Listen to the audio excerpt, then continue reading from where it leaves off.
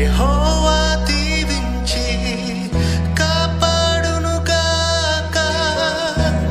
తన సన్నిధి కాంతితో నిన్ను కరుణించునుగాక.